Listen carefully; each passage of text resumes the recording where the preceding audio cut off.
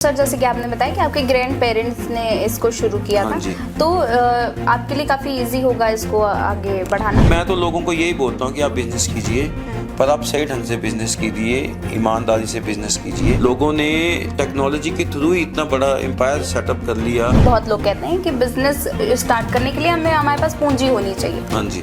तो आपका क्या मानना है? जब हमारे यहाँ डेथ हो जाती थी तो मैं शमशान घाट जाता था, तो शमशान घाट जब गया तो वहाँ देखा कि वहाँ पे स्थिति जो है ठीक नहीं है। नमस्कार, आप सभी का स्वागत है हमारे इस खास शो व्यापारी बचेगा तभी प्रदेश बढ़ेगा। आज हमारे साथ एक बहुत ही खास मेहमान मौजूद हैं, जिन्होंने अपने बिजनेस में तो अपना मुकाम हासिल ही किया है, लेकिन वो सोशल वर्क में भी काफ़ी एक्टिव हैं। तो आज हम जानेंगे इनकी उपलब्धियां और इनके भविष्य के प्लान के साथ साथ ही बिजनेस की रणनीति। तो आइए स्वागत करते हैं अनुज कश्यप जी का, और इनसे हम जानने का प्रयास करेंगे कि इन्होंने अपना बिजनेस किस तरह से शुरू किया और अब ये आगे आने वाली पीढ़ी को क्या गाइडेंस देना चाहेंगे। सर, बहुत बहुत स्वागत है आपका। सर नमस्कार जी। पहले तो मैं आपका बहुत धन्यवादी हूँ कि आपने मुझे अपने ऑफिस बुलाया और इस काबिल समझा कि मैं लोगों को प्रेरित करूं। देखिए, हमारा जो बिज़नेस है वो काफ़ी पुराना है और इसको जो शुरुआत की थी वो मेरे दादाजी ने शुरुआत की थी। उसके बाद मेरे फादर ने उसको लुक आफ्टर किया, फिर उन्होंने मुझे हैंड ओवर किया।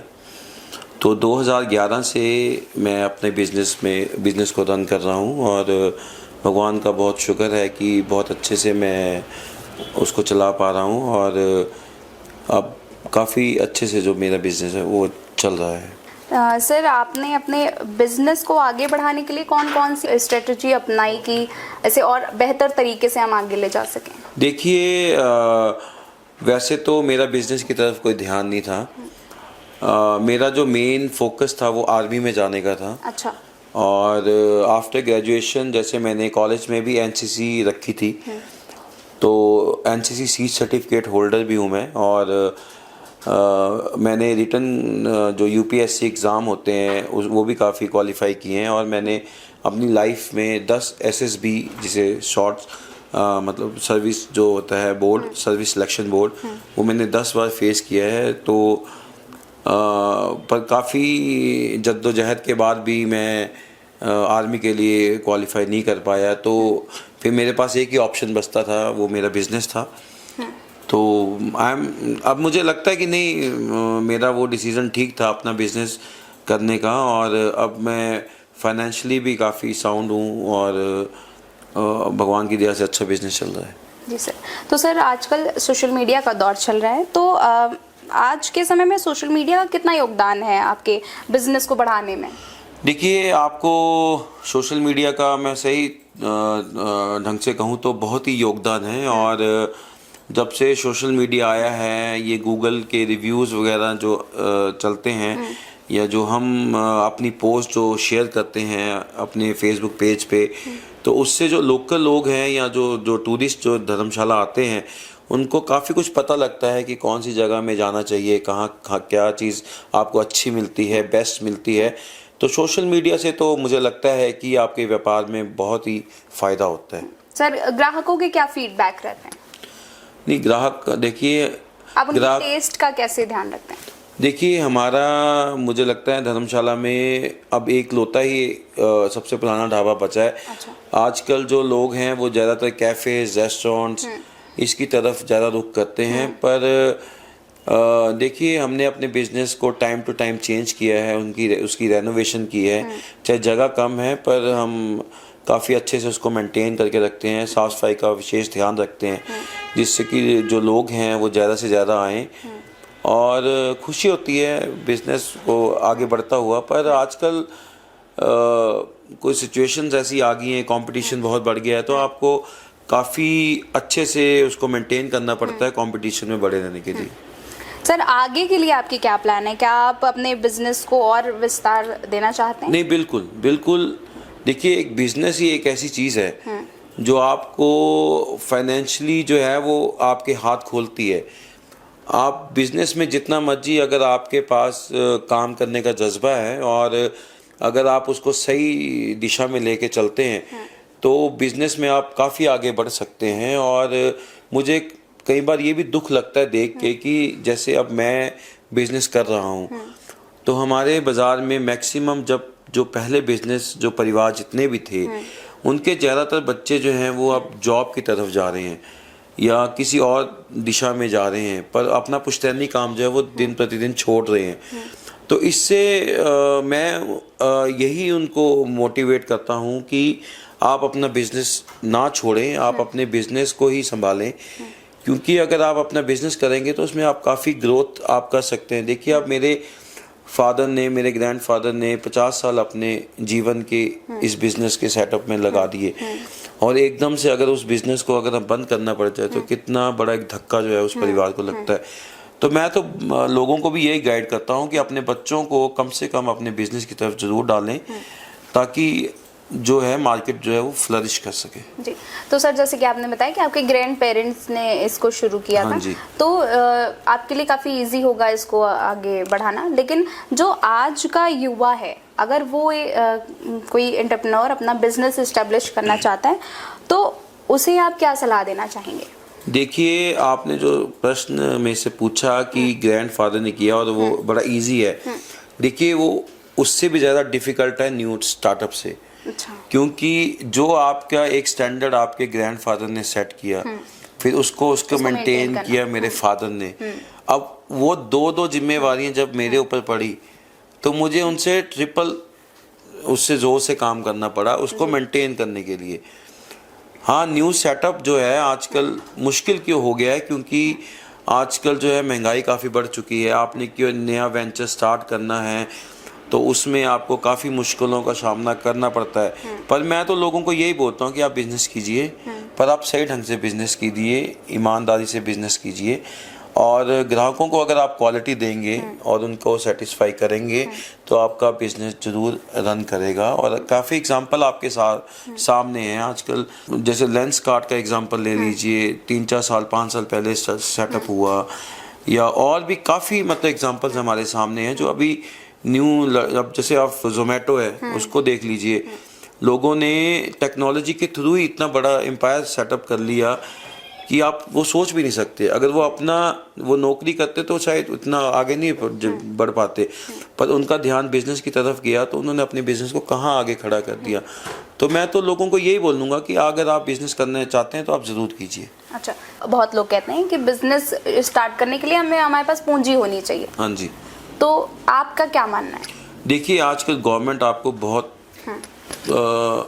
लोन वगैरह प्रोवाइड करवाती है, MSMEs के थ्रू सब्सिडाइज आपको लोन मिलते हैं, पर आपके पास प्रॉपर एक प्लान होना चाहिए कि मैंने आगे का सेटअप करना क्या है।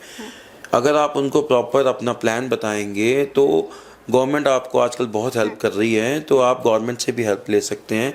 इसमें आपको कोई भी परेशानी की ज़रूरत मुझे नहीं लगता कि कोई आपको आजकल फेस करनी पड़ती है, क्योंकि गवर्नमेंट आपको बहुत सहूलतें दे रही हैं। सब्सिडाइज रेट पे आपको ज़मीन प्रोवाइड करवाती हैं या आपको सेटअप प्रोवाइड करवाती हैं, पर अगर आप बिज़नेस करना चाहते हैं तो अदरवाइज़ तो देखिए नहीं करने के तो काफ़ी रीज़न्स होते हैं, पर अगर आपने जज्बा है कि मेरे को कुछ करना है तो आप कर सकते हैं। कोई भी जो देखिए इम्पॉसिबल भी बोलता है इम्पॉसिबल, तो कुछ भी मुश्किल नहीं है, आप कुछ भी कर सकते हैं। सर, आप नौकरी और बिजनेस को कैसे डिफाइन करेंगे? देखिए, हर एक चीज़ का एक अपना तरीका होता है करने का। अब मैं बिज़नेस घर से निकला हूँ तो मेरा माइंड जो है वो बिज़नेस की तरह चलता है। अब जो लोग नौकरी करते हैं वो अपने बच्चों को उसी तरह से ग्रो अप करते हैं कि उनके बच्चे नौकरी की साइड जाएं। हाँ, उनको सूट भी करता है वो चीज़ें। क्यों? क्योंकि उनका जो अब जैसे हम लोग हैं, हम सुबह घर से निकलते हैं, रात को घर जाते हैं, ना कुछ खाने का पता है ना कुछ सोने का पता है, पर इतना पता है कि जब आप कमा के जाएंगे तो आपकी जेब भरी होती है। पर जो नौकरी वाले हैं उन्होंने प्रॉपर अपना जो है वो प्लानिंग करनी होती है, क्योंकि महीने में एक बार उनकी तनख्वाह आनी है, फिर उन्होंने उसी हिसाब से सेटअप करना है, अपना सब कुछ प्लानिंग करनी है। तो दोनों के अपने अपने मुश्किल हैं और अपनी अपनी सुविधाएं भी हैं। उनके पास अगर टाइम है तो उनको उसके लिए मतलब उतना उनके पास फ्लो नहीं है पैसों का, पर हमारे पास पैसों का फ्लो है, पर हमारे पास टाइम नहीं है। तो हर के नेगेटिव भी हैं, पॉजिटिव भी हैं। तो जो लोग अगर बिजनेस करना चाहें तो वो भी अच्छा है, और जो नौकरी करना चाहे वो भी अच्छा है। अब मेरे मदर थे वो गवर्नमेंट एम्प्लॉय थे, मेरे फादर जो हैं वो अपनी शॉप करते थे। अब मेरे में मैं अपनी शॉप करता हूँ, मेरा छोटा ब्रदर कैनरा बैंक में। तो अब मैं जब उसको देखता हूँ तो मुझे लगता है कि उसकी जॉब ठीक है, पर जब वो मुझे देखता है तो वो बोलता है तेरा काम ठीक है। तो ये दोनों का मिसमैच है, जिसको जो सूट करता है वो उसी हिसाब से चलता है। अच्छा सर, आपने बताया कि आप बिजनेस के साथ साथ ही सोशल वर्क में भी थोड़ा सा अपना योगदान देते हैं, तो वो किस प्रकार देते हैं, ज़रा ये हमें ब्रीफ करें। देखिए, एक्चुअली जब मैंने मेरे बचपन से ही बड़ा शौक रहा है कि मैं लोगों की हेल्प करूं, और मैं हेल्पफुल भी रहा हूं। ठीक है, अगर मैं अपने मुंह से झूठ बोल रहा हूं, पर मैं रहा हूं। मैं मतलब मैं कोई भी आप ऐसे हेल्प मांगेंगी मैं रेडी हूं। तो इसीलिए मैं फौज ज्वाइन करना चाहता था, पर चलो फौज ज्वाइन नहीं हुई, तो फिर मैं अपने बिजनेस की तरफ आ गया। पर बिजनेस में भी मेरा मन लगता है, मैं ऐसे नहीं बोलता, अच्छा बिजनेस है, पर मेरा जो मेन फोकस है वो लोगों की मदद करने के लिए होता है कि कैसे मैं अपने आप को, समाज को समर्पित करूं, ताकि लोग मुझे याद करें कि हाँ ये अनुज है। और मतलब एक एग्जांपल सेट करना चाहता हूं मैं अपनी लाइफ में, कि लोग मेरा भी एग्जांपल दें कि हाँ ये इसने कुछ ऐसा किया। तो एक जज्बा है मेरे में कि कुछ करना है, चाहे वो अपने लिए करना है, चाहे मेरा नाम बनाने के लिए करना है, चाहे कुछ भी आप ले सकते हैं, पर वो इनबिल्ट है मेरे में, मैं उसको रोक नहीं पाता हूँ। तो अब जैसे मैं धर्मशाला जब मतलब मैं फुल सेटअप हो गया, तो मैंने कुछ कमियां देखी। जैसे मैं जब हमारे यहाँ डेथ हो जाती थी तो मैं शमशान घाट जाता था। तो शमशान घाट जब गया तो वहाँ देखा कि वहाँ पे स्थिति जो है ठीक नहीं है, दयनीय स्थिति थी। वहाँ पे ना प्रॉपर पानी था, ना वहाँ पे बैठने की व्यवस्था थी, ना छतें, बरसात में वो छत पूरी टपकती थी। तो जो लोग जाते थे ना उनके लिए वहाँ पे शौचालय की व्यवस्था थी, ना लकड़ी की व्यवस्था थी। और इतना बड़ा शमशान घाट है हमारे कोतवाली बाजार का, जहाँ पे कम से कम 20-25 हज़ार लोग उससे जुड़े हुए हैं। दारणू, अपना गमरू, श्यामनगर, रामनगर, कोतवाली बाजार। पर मैं ये देखता था ना प्रशासन उसको देख रही है, ना सरकार उसको देख रही है, और ना लोग देख रहे हैं। तो मैंने एक टीम बनाई। टीम बनाने के बाद 10-15 लोग उसमें लड़के मैंने जोड़े। फिर हमने वहाँ पे साफ सफाई का कार्यक्रम शुरू किया। फिर उसके बाद मैंने वहाँ पे लोगों से जाके फंड्स इकट्ठा करने शुरू किए। फिर फंड्स इकट्ठे हुए तो फिर वहाँ पे हमने काम शुरू किया। फिर वहाँ पे हमने शौचालय भी बनाए, मंदिर भी बनाया, लकड़ी का टाल भी बनाया कि लकड़ी आपको वहीं मिल जाए। फिर उसके बाद हमने उसको छतों को भी चेंज करवाया। कई लोगों ने दान भी दिए, काफ़ी लोगों ने दान दिए। तो उन्होंने हमारा काम देखा तो उन्होंने दान भी दिए, और काफ़ी खुल के दान दिया। तो बस ऐसे मिलजुल के काम चलता था। फिर थोड़ा सा मेरा सोशल वर्क की तरफ ध्यान था, तो लोगों ने मुझे ये भी बोला कि थोड़ा बाज़ार की तरफ पॉलिटिक्स में भी आओ। तो हम बाज़ार में भी गए। तो इस बार तीसरी बार, मतलब 2 बार मैं पहले भी लड़ा हूँ पर हारा था। इस बार तीसरी बार इलेक्शन लड़ा तो मैं व्यापार मंडल का प्रधान भी बन गया। अच्छा। लोगों ने मेरा काम पसंद किया तो व्यापार मंडल में भी ले आए। बस ऐसे ही चलता था। अच्छा सर, बहुत बहुत धन्यवाद अपना कीमती समय देने के लिए। Thank you. और आशा करती हूँ कि हमारे जो दर्शक देख रहे हैं वो इससे काफ़ी ज़्यादा प्रेरित होंगे। और सर बहुत बहुत शुक्रिया अपना कीमती समय नहीं, और धन्यवाद आपका। और आपने जो ये शुरुआत की है, तो मैं तो यही कहना चाहूँगा लोगों को कि आप देखिए, जो बिज़नेस वाले लोग हैं वो अपना बिज़नेस संभालिए। क्योंकि अब देखिए 100% में से सिर्फ 20 या 30% ही लोग हैं जो अपना बिज़नेस देख रहे हैं। तो जो आपके पेरेंट्स ने इतनी मेहनत करके इतना बिज़नेस इस्टेब्लिश किया है, आप उसकी तरफ भी ध्यान दीजिए। आप 20-25 हज़ार की नौकरी के लिए आप बाहर धक्के खा रहे हैं। आप ईज़िली अगर अच्छे से अपना बिज़नेस सेटअप करेंगे तो आप बहुत अच्छी अर्निंग अपने धर्मशाला में, अपने शहर में कर सकते हैं। तो इसी के साथ आपका बहुत बहुत धन्यवाद। धन्यवाद।